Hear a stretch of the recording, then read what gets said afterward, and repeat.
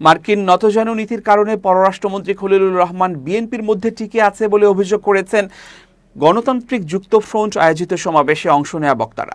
তারা বলেন, যুক্তরাষ্ট্র এবং তাদের অবৈধ চুক্তি বলবৎ রাখতে এই পররাষ্ট্রমন্ত্রীকে বসিয়েছে।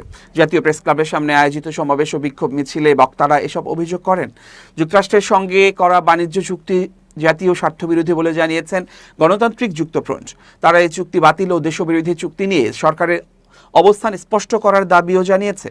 কর্মসূচিতে বাম গণতান্ত্রিক জোটের সমন্বয়ক ও বাংলাদেশ সমাজতান্ত্রিক দলের সাধারণ সম্পাদক বজলুর রশিদ ফিরোজ, গণতান্ত্রিক বিপ্লবী পার্টির সাধারণ সম্পাদক মোশরেফা মিশু, বাংলাদেশ কমিউনিস্ট পার্টির সাধারণ সম্পাদক আব্দুল্লাহ আল কাফি রতন, বাংলাদেশ জাসদের স্থায়ী কমিটির সদস্য মুশতাক হোসেন উপস্থিত ছিলেন। বক্তারা বলেন, গত ত্রয়োদশ জাতীয় সংসদ নির্বাচনের ঠিক 3 দিন আগে দেশের ইতিহাসে এক নজিরবিহীন কালো চুক্তি স্বাক্ষর করেছে ডক্টর ইউনূসের নেতৃত্বাধীন অন্তর্বর্তী সরকার।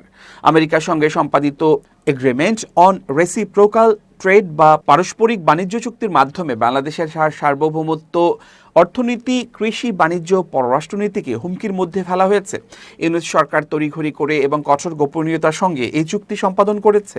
তারা অবিলম্বে এই চুক্তি বাতিল করতে হবে বলে জানিয়েছেন, তা না হলে দেশের অর্থনীতি মারাত্মকভাবে ক্ষতিগ্রস্ত হবে। যুক্তরাষ্ট্রের পণ্যের শুল্কমুক্ত সুবিধার কারণে রাজস্ব আদায় কমে যাবে, পররাষ্ট্রনীতি আমেরিকার কাছে কুক্ষিগত হয়ে যাবে। মুস্তাক হোসেন বলেন, যুক্তরাষ্ট্র এই চুক্তির মাধ্যমে বাংলাদেশে জেনেটিক মডিফাইড খাবার ঢুকিয়ে দেবে, তাদের বাধা দেওয়া যাবে না। এমনিতে বাংলাদেশ রোগপ্রবণ, তখন আমরা আরও ক্ষতিগ্রস্ত হব।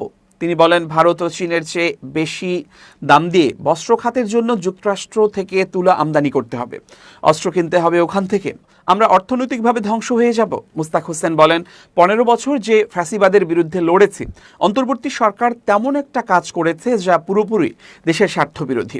কালো চুক্তি, জাতীয় স্বার্থ জলাঞ্জলি দিয়ে এটি করা, কিন্তু এই চুক্তি নিয়ে বিএনপি এখনো কিছুই বলছে না, কোনো বিরোধিতাও করছে না। তাহলে তারা যে বলে তাদের কাছে বাংলাদেশ সবার আগে, এই কি তার নমুনা?